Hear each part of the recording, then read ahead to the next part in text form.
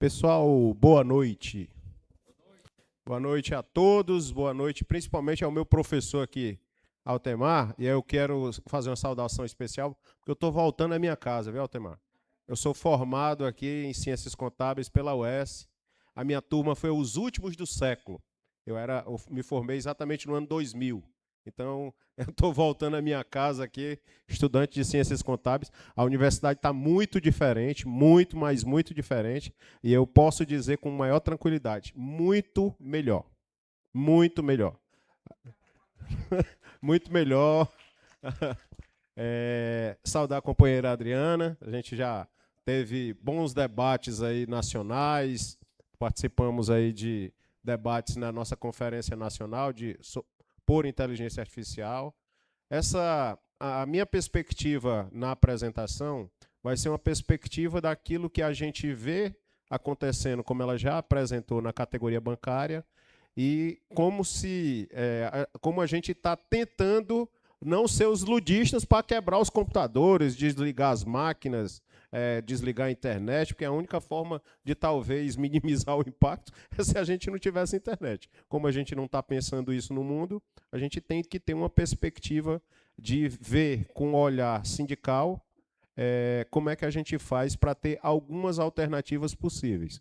Então, nosso olhar vai ser aqui, vendo a perspectiva do sistema financeiro brasileiro e vendo algumas coisas que a gente começou a construir e precisa não dizer que aquilo é o exemplo a ser seguido, mas, pelo menos, aquela perspectiva dá para ser olhada com um olhar diferenciado. E, ao olhar com um olhar diferenciado, fazer as adequações para você que está nos ouvindo, para você que está nos acompanhando. Porque essa adequação para cada categoria, para cada vivência, é muito importante. Então, a gente tem exatamente isso na perspectiva. Eu vou falando, o nome do companheiro é? João. Aí eu vou dizendo o próximo, aí a gente vai passando, tá ok?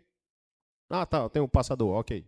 Pessoal, a gente, enquanto categoria bancária, categoria organizada, a gente tem essa perspectiva de negociação e verificação daquilo que são vivências que acompanham a nossa categoria praticamente no cotidiano. Então, a gente já saúda diretamente o Diese nos 70 anos, porque nesses 70 anos, e muitas das vezes, quem nos ajudou muito fortemente foi o Diese em mesa de negociação. E a mesa dos sindicatos bancários e de várias categorias, eu tenho certeza que é acompanhada muito de perto, tanto pela expertise do Diese em fazer alguns aconselhamentos, porque, na realidade, ele faz o aconselhamento, mas quem dá o ditame político, jurídico, né, da negociação, cada categoria, cada forma de visualizar como é que se faz o desenrolar desses dados que o Diese traz, das opiniões que eles trazem para as nossas mesas. A gente vai trazer essa perspectiva na apresentação, garanto a vocês que vai ser mais rápido para a gente poder efetivamente ir para o debate. E aí já falar com todos vocês, os valorosos companheiros e companheiras que estão aqui numa sexta-feira em que a gente, na categoria bancária, diz hashtag sextou, mas a gente está aqui para continuar o debate enquanto for necessário para a gente ter exatamente capturar aquilo que é importante dentro da inteligência artificial. Então, eu vou passando aqui para apenas trazer alguns dados para a nossa compreensão. De 2020, esses são números da própria FENABAN. De 2020 para cá, e aí se a gente pegar um histórico mais lá para trás, os bancos brasileiros, como exemplos, inclusive, para o sistema financeiro mundial, ele trabalha com cada vez mais implementação de tecnologia. E quando eu digo implementação de tecnologia, é aquela velha frase, siga o dinheiro.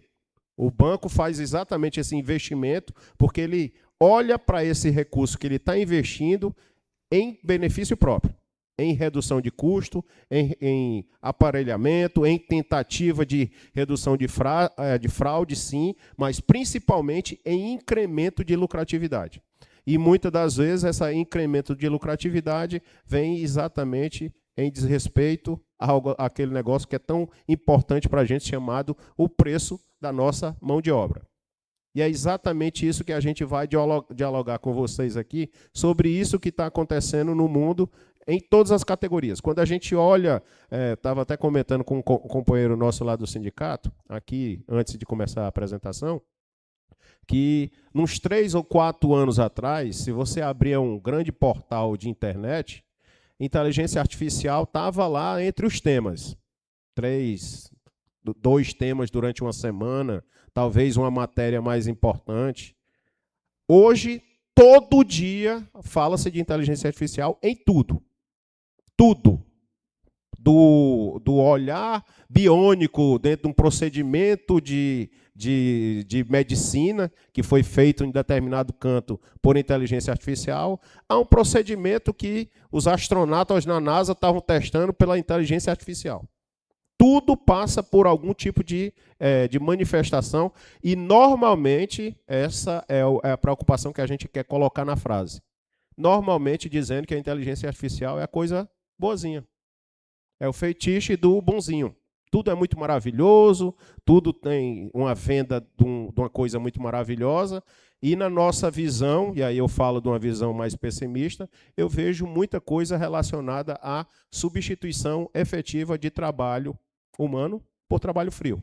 Trabalho 24/7, que é o da máquina, em que ela continua trabalhando mesmo perto de queimar, e o ser humano só é sábio porque antes de queimar ele para. E a máquina não. A máquina continua trabalhando na velocidade dela e, no caso aqui, a gente vai comprovar, inclusive dentro das nossas negociações, de que ela continua trabalhando, passando por cima do nosso trabalho. Então, dentro de uma escalada de 2020 para 2025, a gente já tem um crescimento, e esse ano já falam nas feiras de tecnologia da própria Febraban, já passam de 50 bilhões de reais em investimento em tecnologia apenas no sistema financeiro brasileiro. E é para tudo que vocês imaginarem. Desde que você que é cliente, que vai a uma agência bancária, que teoricamente está sendo ainda atendido por um bancário ou por uma bancária, mas na hora que ele dá um input de dados, lá na frente você vai ver que alguém ou alguma inteligência vai entrar em contato com você de todo jeito. De todo jeito. Porque eles estão presentes em todas as plataformas. Porque como boa parte disso, do sistema de plataformização, é todo financeirizado, por trás da financiarização tem lá um grande banco, um grande sistema financeiro, uma grande asset internacional, tem todo um financiamento diferenciado, mas sempre com a ideia de que aquilo vai resolver a sua vida. Sempre aquilo que vai facilitar a sua vida. Sempre aquilo que você... apesar de ter 6, 7 empregos, como umas séries internacionais estão falando, que no futuro você vai ter 6, 7 ocupações, é isso a realidade. Você vai sair do balcão da farmácia para ser Uber, depois vai voltar para ser barman, depois volta no sábado para tomar de conta de uma família, e depois no domingo, se tiver um horário vago, você vai estar tomando de conta de um idoso, e talvez no futuro ser um coach. Então, essa multivariabilidade daquilo que a gente via para trás, quando você era categorizado e profissionalizado, está cada vez mais difícil de ser encarada como o mundo normal. O mundo normal é o normal em que você não tem direitos sociais e que você não tem um patrão certo, porque o seu patrão é uma plataforma. Mas vamos avançar aqui. Nos processos, de uma forma geral, eles utilizam inteligência artificial para tudo. Eu vou me levantar só para ver aqui, está na apresentação, mas só para dar alguns itens e percentuais.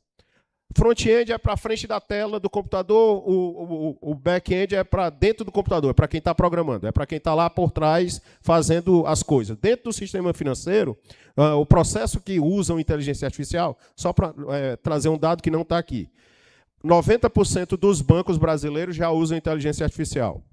E os outros 10% querem entrar para usar. Ainda não tem tamanho, mas todas as fintechs usam inteligência artificial. Todas as fintechs, que boa parte delas, inclusive, não tem regulação dentro do próprio sistema financeiro. E eles usam para tudo, desde personalização de oferta, segmentação, e aí tem todo um percentual que eles mesmos, dentro da feira de inteligência de tecnologia bancária, eles mesmos fizeram essas pesquisas. Para trás, né, para dentro do banco, como é que eles usam a IA? 73% para detecção de fraudes, 55% para reconhecimento de documentos, 50% de análise de risco de crédito, e aí tem todo um percentual. Então, eles utilizam a inteligência artificial para todos os processos. Todos os grandes processos, o sistema financeiro brasileiro, que inclusive é referência no mundo. Eu vou dar apenas um exemplo para vocês. Vocês sabiam que no tempo da pandemia, e não está muito tempo atrás, no sistema financeiro norte-americano, eles recebiam um cheque em casa? Cheque, papel. E que esse papel era, em algumas vezes, processado lá e passavam 48 horas para a pessoa receber o crédito na conta deles. Ou até mais tempo. A gente tem processamento de crédito direto na conta no Brasil há pelo menos 20 anos. Pelo menos 20 anos. O sistema financeiro europeu, boa parte dele trabalhava desse jeito também. Você pagava num cheque, recebia 4 ou 5 dias depois. No Brasil, a gente já tem algumas tecnologias bastante evoluídas e, como todo mundo aqui, eu tenho certeza que é brasileiro, sabe da nossa tecnologia que a gente está exportando para o mundo inteiro, que é o Pix. Que está sendo muito ameaçada porque não tem tarifa, enquanto as outras bandeiras de cartões cobram tarifa para tudo, tanto de quem utiliza o cartão, como de quem faz a venda pelo cartão. Então, ele ganha das duas pontas. Mas aí, só para dar uma estratificação para vocês entenderem que eles já usam o sistema brasileiro, sistema financeiro brasileiro, já usa para tudo, tanto para dentro para conversar com a população, para conversar com a clientela, como para dentro das próprias casinhas. Com um determinado nível de, vamos dizer, de sacrifício das pessoas. O sistema financeiro brasileiro, ele faz uma coisa que eu tenho certeza que vocês têm o conhecimento.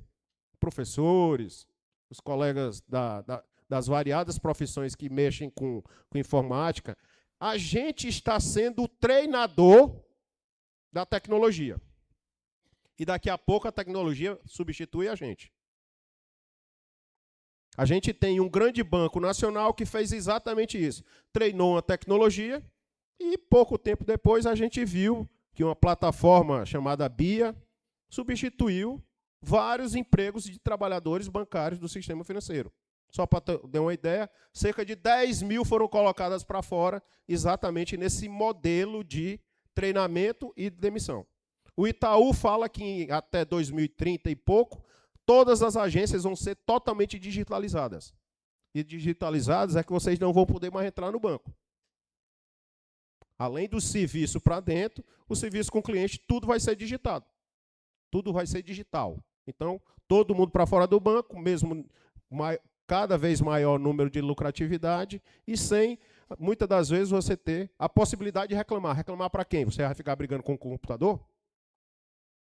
Porque, normalmente, é isso que chega ao final do processo, depois de uma grande digitalização ou digitização de processos.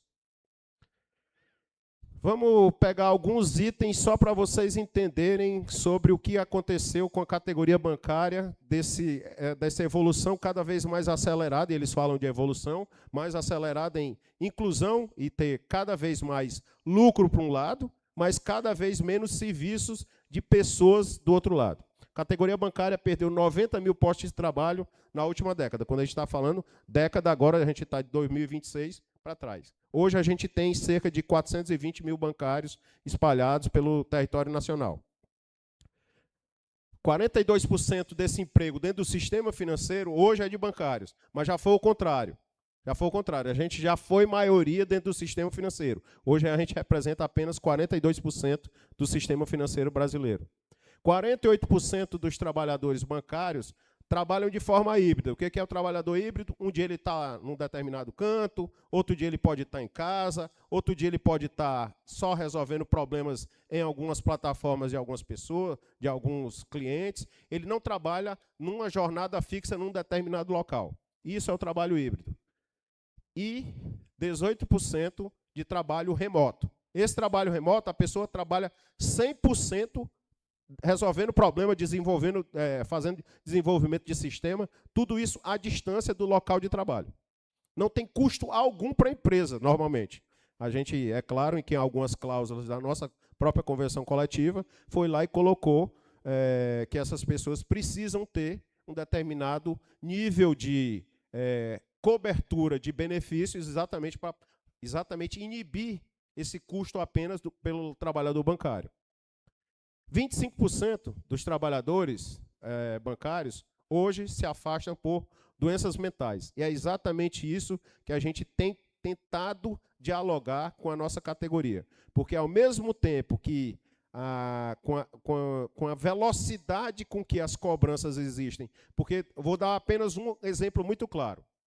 Quando a gente começou a negociar com a FENABAN sobre cláusulas de trabalho remoto, a FENABAN nos disse que ia fazer pesquisas, e eles fazem pesquisas no mundo inteiro sobre o que está acontecendo no mundo do trabalho.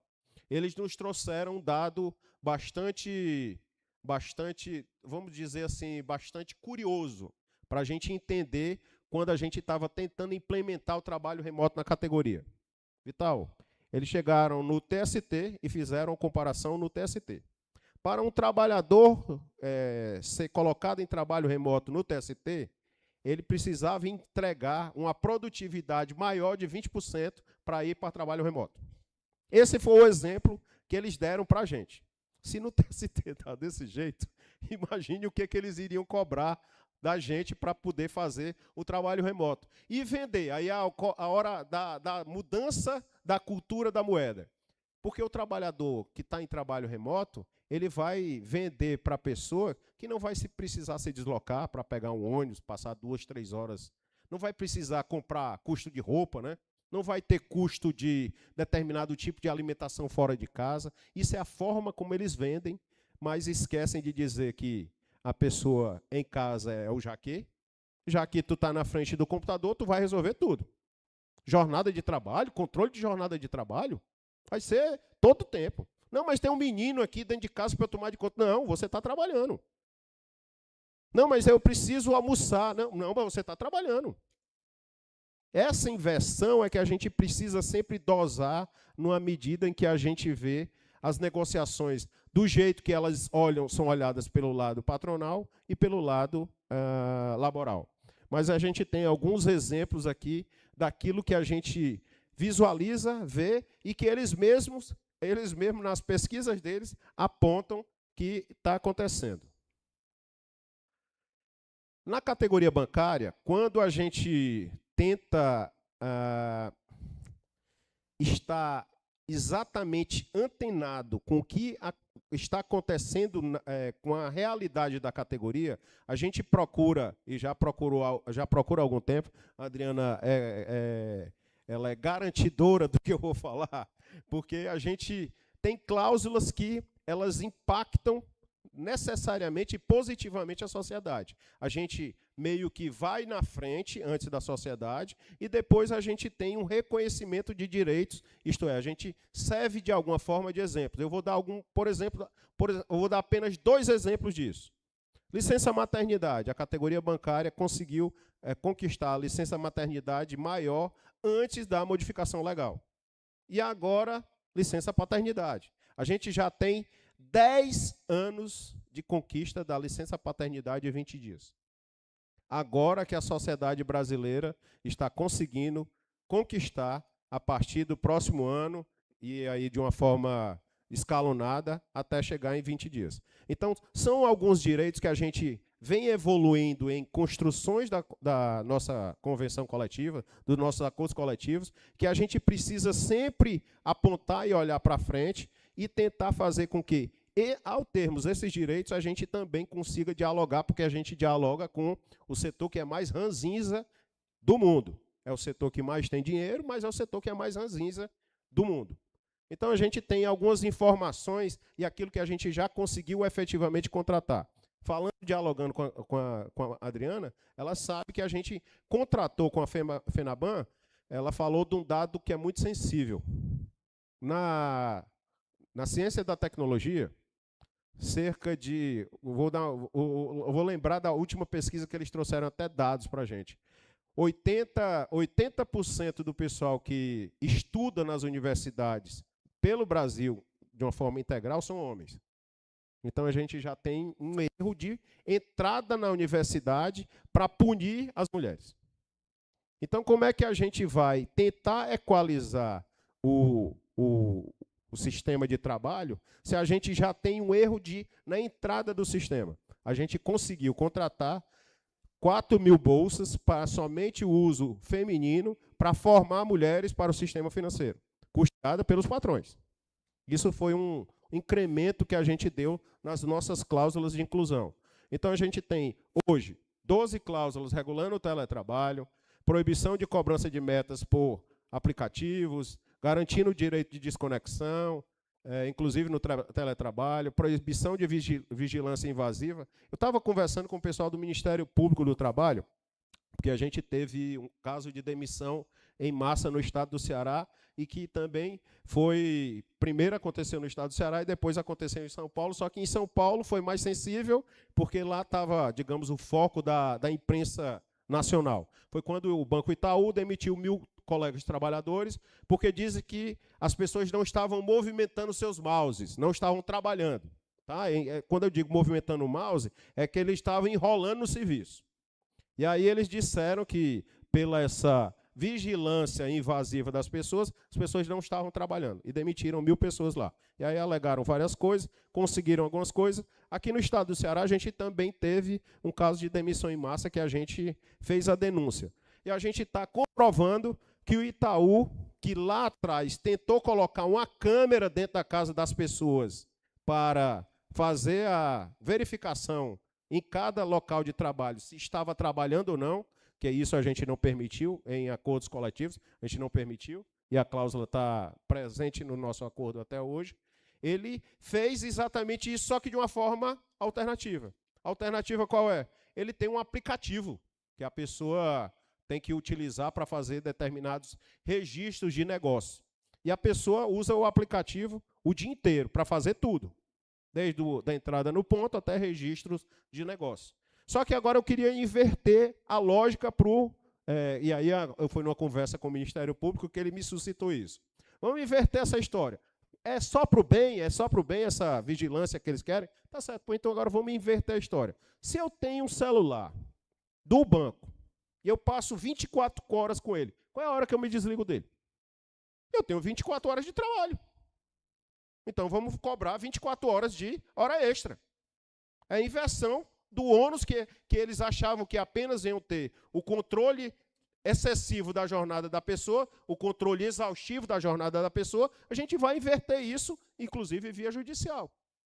Então, é uma possibilidade que se abre para as outras possibilidades, porque o exemplo que o procurador aqui do trabalho deu foi de uma jornada de uma pessoa que trabalhava como doméstica. E a patroa dela disse que ela não estava trabalhando na determinada casa, num determinado dia. E o juiz chegou para ela, para a empregada, e disse assim: você topa abrir o seu georreferenciamento para mim?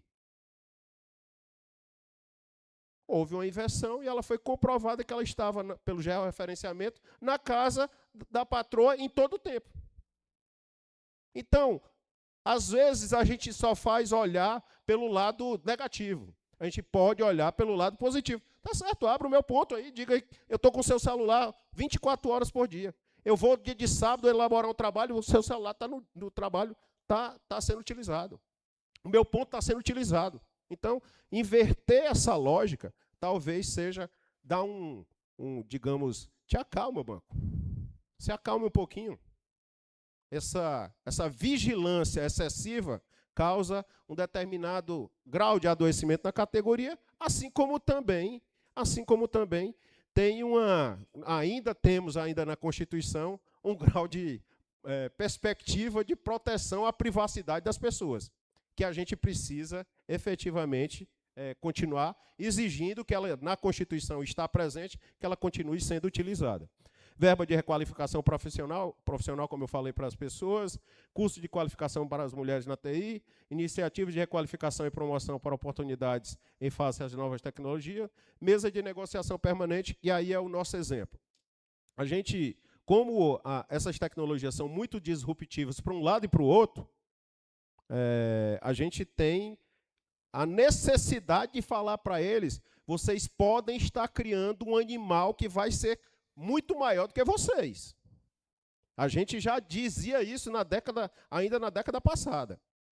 A gente dizia que existiam uns Frankenstein sendo criados dentro do sistema financeiro. E eles diziam, não, se a gente tiver interesse, a gente coloca esse Frankenstein para dentro do patrimônio do banco, e se a gente quiser, a gente continua ou não continua um determinado negócio.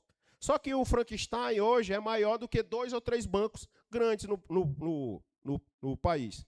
Eu vou dar o exemplo. É o Nubank, que não é banco, mas é muito maior do que determinados bancos que têm agências físicas, que têm funcionários. E o Frankenstein hoje é maior do que determinados bancos, muitos bancos brasileiros. E que não tem regulamentação absolutamente nenhuma. Regulamentação absolutamente nenhuma. Então, mesa de negociação é uma das coisas mais importantes na regulação que a gente precisa fazer nesse projeto de lei que está efetivamente aí andando Saiu da Câmara muito bem, chegou no Senado, aí foi uma lástima, porque tudo que tinha falando sobre negociação coletiva no projeto de lei lá que está rodando dentro do Congresso foi retirado. Aí tem as cláusulas que falam sobre os formatos, depois a apresentação fica aqui, falando sobre efetivamente o que foi a efetividade das contratações das mulheres na tecnologia, as cláusulas que a gente tem hoje dentro da nossa convenção coletiva, que falam sobre requalificação, falam sobre novas tecnologias, falam sobre acompanhamento. E o que é mais importante para a gente, como eu já tinha falado, negociação tem que estar presente no cotidiano de toda disruptura que existe dentro das categorias. Se a gente deixar para apenas se autorregular de acordo com que a tecnologia for avançando, a gente vai perder o bonde da história e, muito provavelmente, a gente vai ter profissões, a gente vai ter categorias sendo dizimadas e a gente vai ter cada vez menos e menos uma coisa que a gente coloca tanto importância aqui, que são direitos sociais. Porque depois da tecnologia e depois daquela construção que a gente faz, o que é importante é que a gente precisa efetivamente, como trabalhador e trabalhadora, ganhar efetivamente aquilo que a tecnologia tem nos entregue. Pelo menos entregue para alguns, que é o ganho de produtividade. Esse ganho de produtividade tem que ser dividido com a coletividade da sociedade. Tecnologia é muito importante, principalmente quando funciona, que às vezes, eu lembro bem quando o Bill Gates foi fazer a apresentação, das primeiras apresentações, que a tela ficou branca, não foi para canto nenhum, e ele numa apresentação para 1 bilhão de pessoas, e a tela travou e acabou, e era isso. A tecnologia é muito importante, desde que ela funcione. E ela tem que funcionar entregando efetivamente direitos sociais para todas as pessoas. Obrigado pela atenção de todos.